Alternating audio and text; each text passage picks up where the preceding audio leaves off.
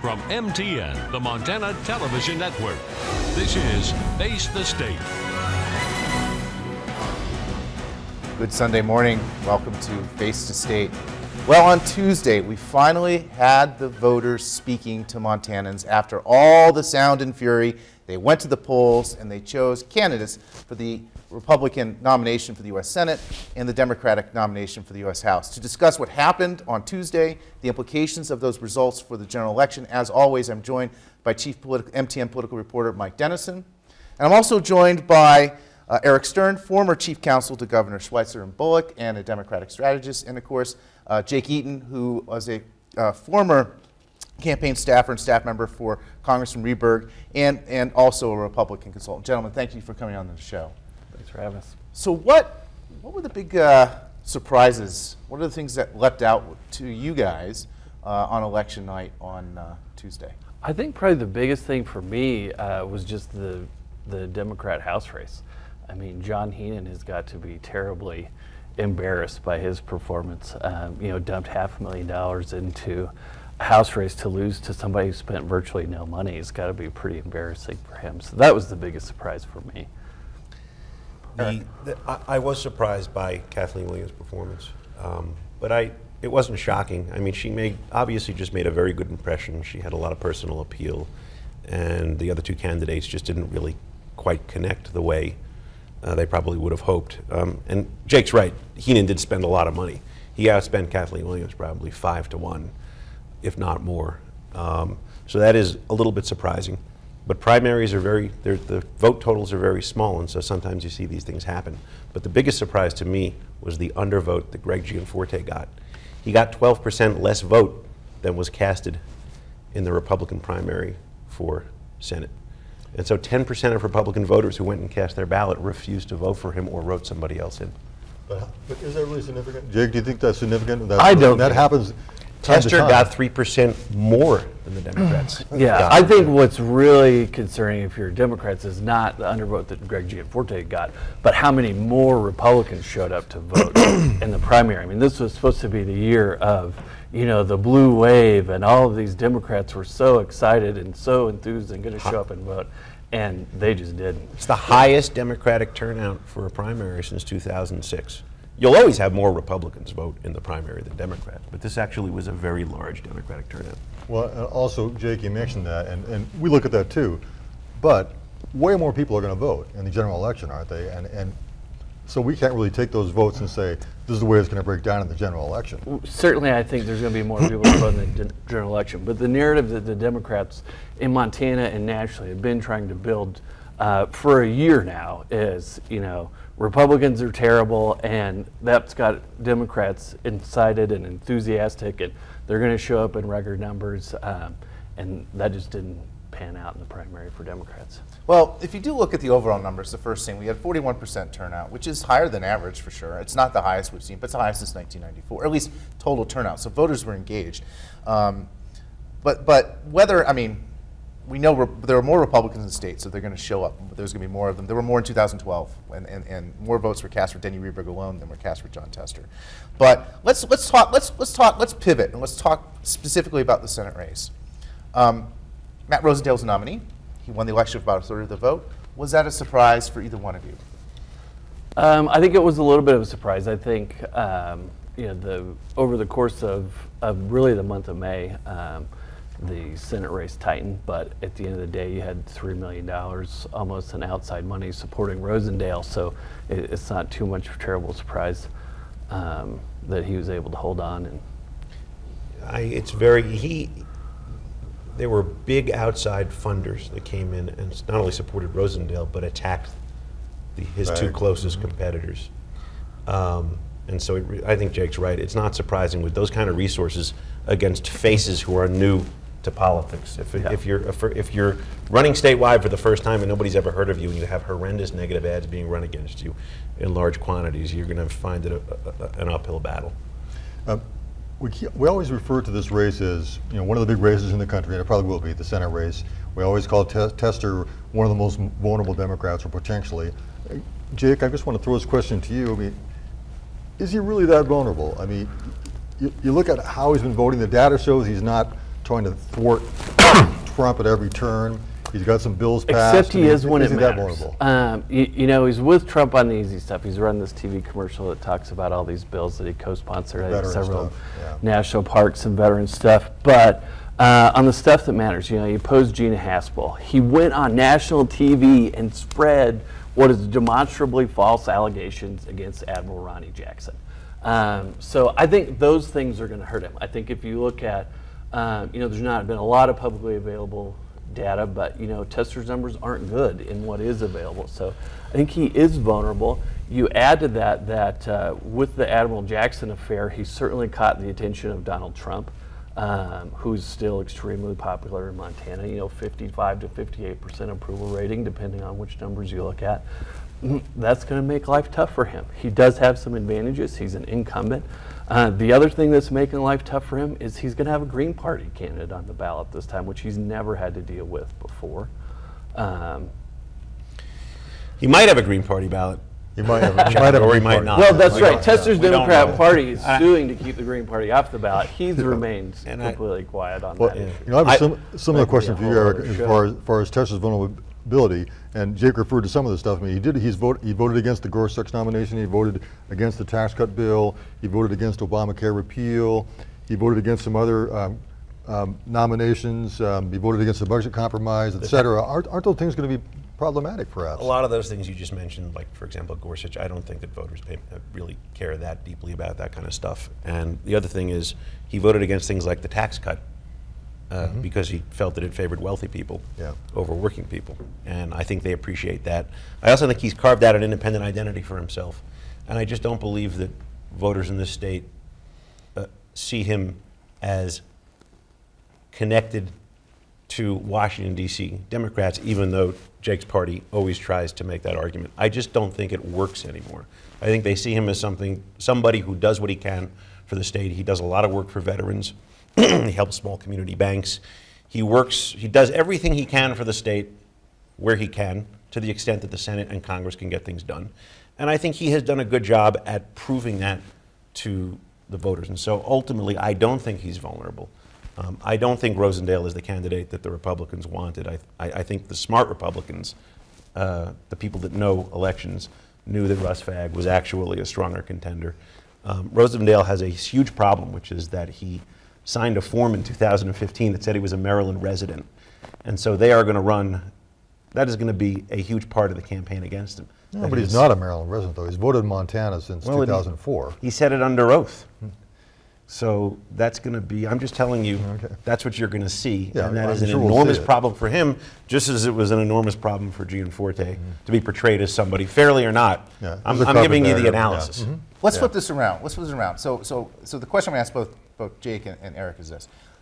Looking at the 2012 playbook that the Rieberg campaign ran against Tester, I listened to the Rosendale speech. It sounded like the same playbook. Didn't work then. Why would it work now? And then, of course, why is the playbook that is going to be run against Rosendale, that was run against Rieberg, going to work now? I mean, is it It's not different? it's the playbook that was run against Gianforte. I mean, I'm sorry. The playbook. It's the residency playbook, yes, but also basically the kind of the wealthy person, the out of touch person that was played against Rieberg, and that's also going to be played against Rosendale. So I don't think I think Republicans are going to take a different track, right? The problem is, you know, Republicans have tried to attack John Tester on the issues because he's wrong on every issue, and most issues out of step with Montanans. Republicans have focused on that. Democrats have focused on personality. They've made it personal. And I think if the Rosendale campaign makes that switch and uses Tester's playbook against him, I think they can be very effective in doing that. Okay. Eric, let's talk Rosendale. Is Rosendale a better candidate than Denny Rieberg? Or a weaker candidate?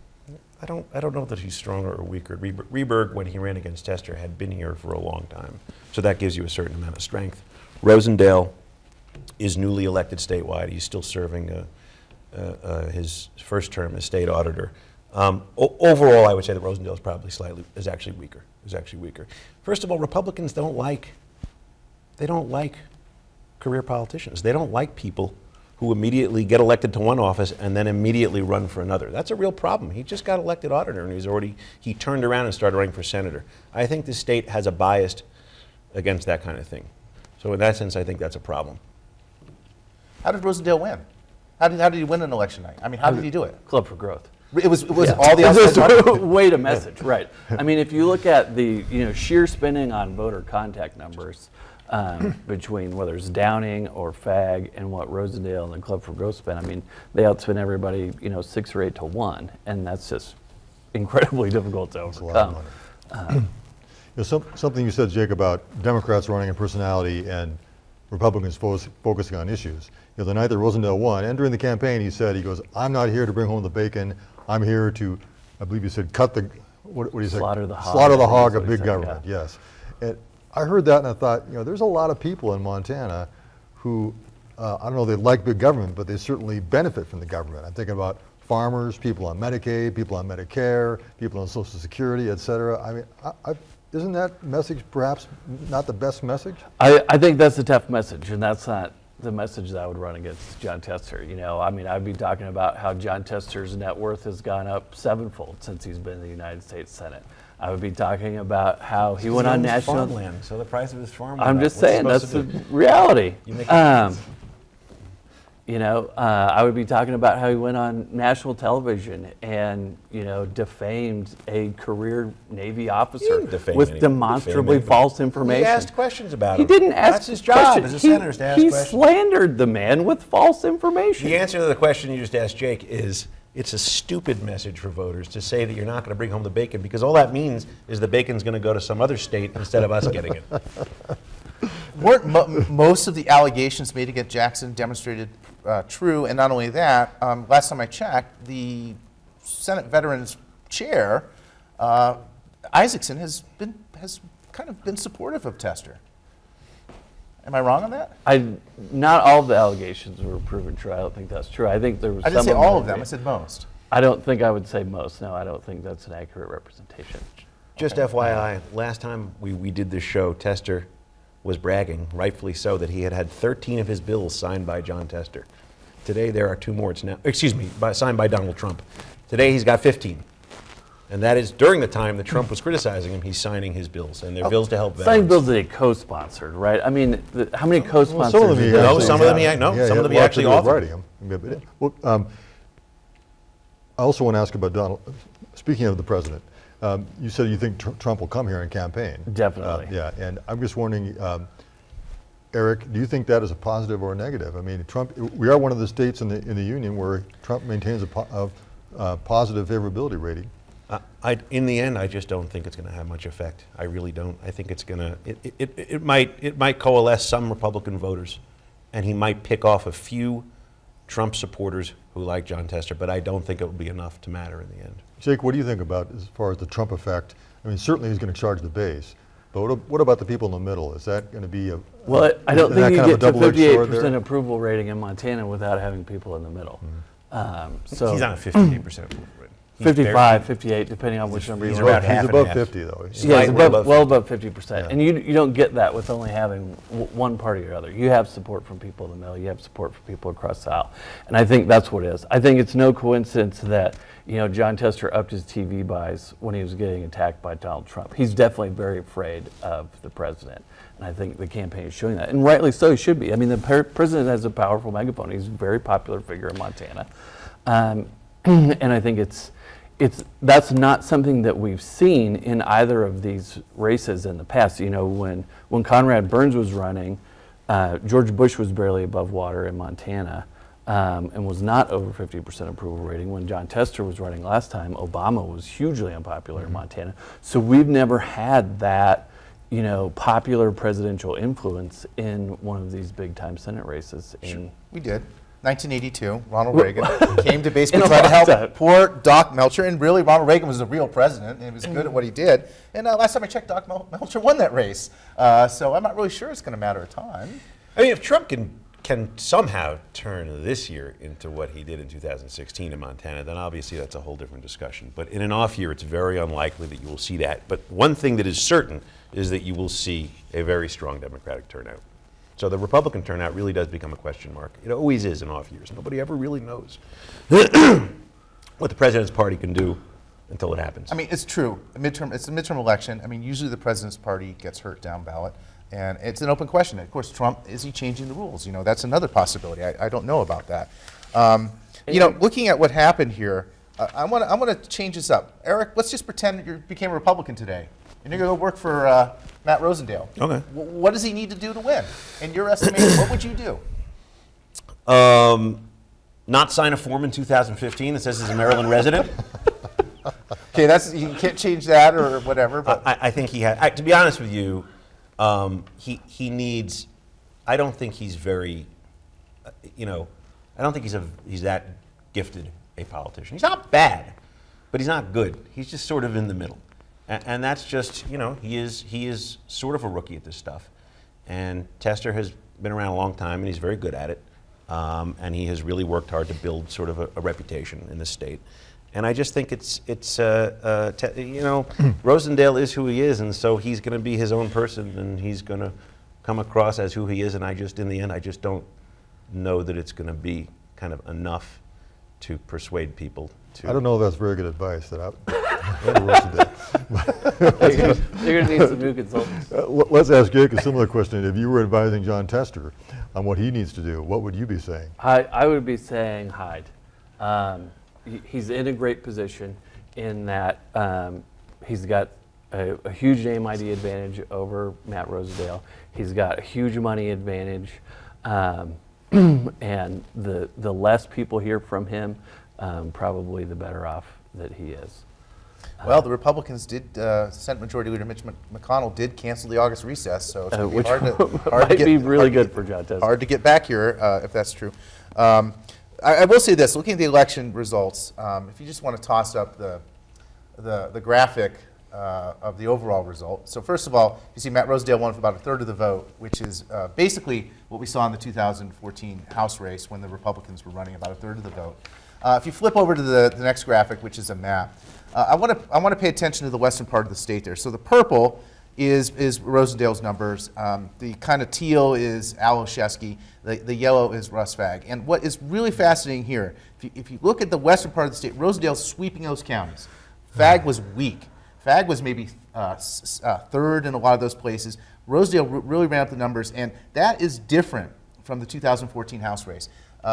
You see that Rosendale won Gallatin County. He won Ravalli. He was competitive up and down the west. So those were weak areas where Zinke cleaned up in 2014, Rosendale. But what's interesting, the eastern part of the map, you see, well, Rosendale won, his numbers were down. Dawson County, his home county, he was down from 70% to 53%. Is that a concern for the general election, do you think? That even in the areas that Rosendale was known the best, he was not doing as well as he had in the past? I don't think so. I think the different map is a function of the way and places in which the money was spent. You know, Rosendale and Club for Growth were up substantially heavier in that Missoula DMA than the Fagg campaign was, or even than Troy Downing was. So I think that's why they kind of overperformed. I think in some of those areas, that's where the dollars were. Yeah, and remember, you know, Rosendale has run for office now a number of times in the last decade, including statewide office, and there's no substitute for having gone once around, and the other guys had not, and Russ Fagg had been an elected judge in Billings, but a lot of times he didn't have a contest, and so I think that has a lot to do with it also. Let's talk about the other race, the U.S. House race. We have Kathleen Williams wins the Democratic primary. Will be going against Gianforte. Jake, I've heard from some Republicans that she was the Democrat that Gianforte feared the most. I don't know if they're pulling my leg. I don't know if they're being honest. How do you feel? I don't think I heard anybody say that. Okay. I guess heard that from a few people. So, yeah. No, I do. I think Grant Keir was the Democrat that most Republicans didn't want to see. So we're all pretty happy. But sometimes the election results change it, and you look at it and you say, you know what she just did shows that she knows how to do this stuff. And so then suddenly they're saying, well, maybe we were wrong. And frankly, Grant Keir's performance wasn't so great. And so I think that concept of who the person you're afraid of sometimes gets revisited after the election. Let's just toss the numbers up here real quick for the House race. Let's just look at the first graph, that one.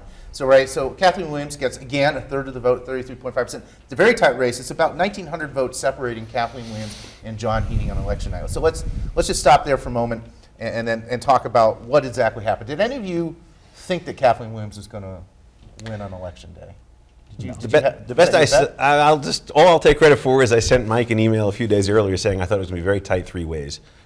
It's not a shock. I did think Heenan would probably I thought he was going to edge her out just because of the amount of money that he had spent and how long he had been at it. She came in a little bit late, and so it's hard. It takes time to make an impression, but clearly she made a tremendous impression all over the state, and she actually did a lot of legwork and traveled a lot and made it to everywhere, and I think that had a lot to do with it. So, but it was a slightly surprising victory. Yeah, I made a lot of bets on election day, and not one of those bets involved Kathleen Williams winning the House race. So that's, I think it was a big surprise. Who texted you and said? You did. I was pushed though, right? I was like, first response was like, I don't know, and I said, well, I think it could be an upset victory. I had to push it, yeah. And you said if there was an upset, you wouldn't be surprised if Kathleen would win, but I did. You thought Heenan would take it. I thought Heenan would take it, yes. Now, talking about whether she's a tough out or not in the general election, I mean, some people have said maybe she's a tough out, but I mean, I'm thinking maybe she isn't. She's spoken out for gun control. She's very much a liberal. She's not well known by voters. She's from San Francisco originally. She went to UC Berkeley. Sounds to me like a Democrat that Republicans can just pound like a drum here in the general election. There's always something to criticize in any candidate, but the reality is the most important thing here is to remember that Gianforte is one of the least popular Republican incumbents in all of the U.S. Congress. He is around 30% job approval, according to the only public poll we have in Montana, and I've seen private polls that confirm it. And so when the UM poll that was done a month ago or 2 months ago had him at 30 positive, 59 negative. Anybody with those numbers is beatable. And so that's the first thing. And the second thing is Kathleen Williams seems to be pretty shrewd about this stuff. She chose wisely, she campaigned wisely, she made the decisions. You know, she's had harbored, obviously, political aspirations statewide for a long time, and she held off until the right time, which is always a very good sign that somebody has good political instincts. And she made a very positive impression on people, and frankly, I don't think the gun control stuff will affect this race much at all. And I think Gianforte is now scared enough so that he's running radio ads that began today talking about how he's going to protect public lands in Congress. He's going to start to act like a Democrat in order to try to win this race. Jake, I'm betting you disagree with a lot of that stuff. Any number of things. Yes, and I mean, I go in this thinking that Gianforte still has to be a clear favorite, and to beat him is going to be difficult. I mean, yeah, I mean, I don't know what numbers Eric's looking at, but all the numbers I've seen, Gianforte's in University of flying Montana ship. I didn't see that. I got a screenshot of it if you want to see it. So anyway, but I mean, you look at Kathleen Williams, all the things you mentioned. I mean, like stereotypical liberal. Like you could not draw more of a caricature of a liberal Democrat these days than somebody from San Francisco that went to UC Berkeley that has made guns a big part of her issue. I think she's going to have a tough time resonating with people outside of the Democrat primary base. But one issue I didn't mention, however, was healthcare. And she's taken some very specific healthcare stands, and we really haven't seen much of anything from Gianforte. I would think that would be a vulnerability. That's an issue a lot of people care about. She's talked about expanding Medicare and doing some other things. What do you think about that as an issue that could be a plus for Democrats? I think healthcare is going to continue to be an issue, but most Democrat healthcare proposals are not popular. Obamacare has gotten better, but now it's getting worse in terms of public perception. Medicaid expansion in Montana has been a disaster. I think most people would have a real problem with how many people we now have on Medicaid expansion, especially, able-bodied, single, childless adults. That's a real issue. So I think definitely healthcare is going to be an issue. I don't know that she's on the right side of that issue for Montana. I think she is. It doesn't matter whether you're able-bodied and do or do not have children. If you can't afford to see a doctor, then that's a problem in society, and that's what the Medicaid expansion is designed to cure. And the fact of the matter is the Republicans have been talking about repealing all of it for a long time, but they've never been able to do it, and now they're stuck with no counterproposal at all.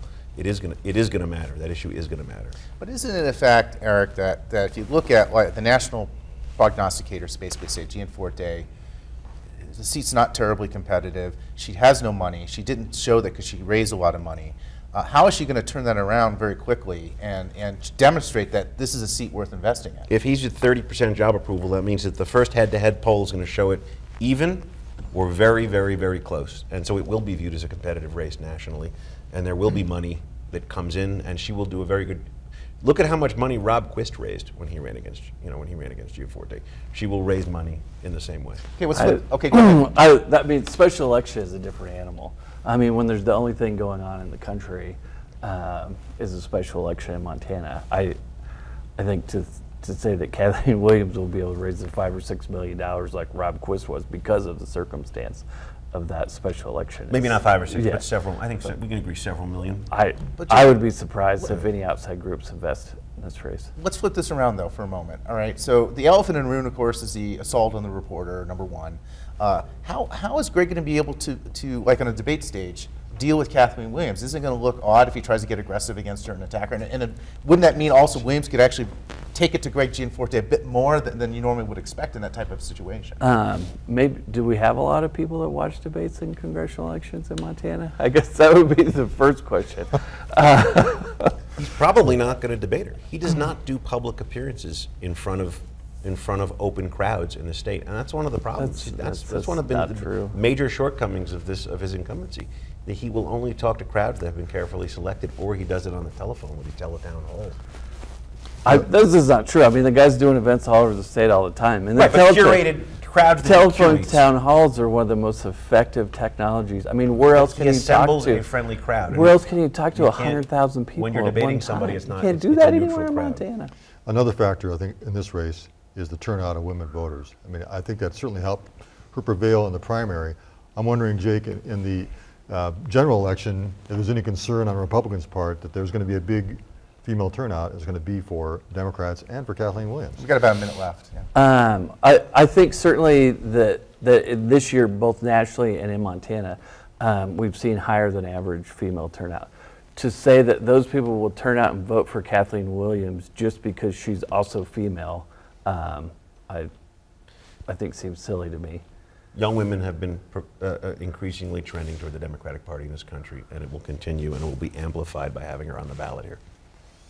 Well, we're going to have a fun time come this fall, right? The silly season is going to begin. We're going to start seeing lots of advertisements on the air. I definitely think that this House race has become much more interesting. So stay tuned. But we'll be basically talking throughout the summer about the campaign for the House and the Senate. We'll be seeing lots of different ads come out there. We'll be basically then focusing, probably start looking at the state legislative races. We didn't get a chance to really talk about that. Some more excitement there. We had a surprise, I think, the PSC 1 race in the Republican primary. So lots of fun things to talk about here throughout the summer and moving on. But I just want to thank you, gentlemen, for coming on the show. As always, it's a pleasure. Mike, thanks for doing the drive down from Helena. And be sure you stay tuned for us next time on Face the State when we talk about more politics, more elections, and more campaigns. Have a great day. You've been watching Face the State, a presentation of MTN, the Montana Television Network.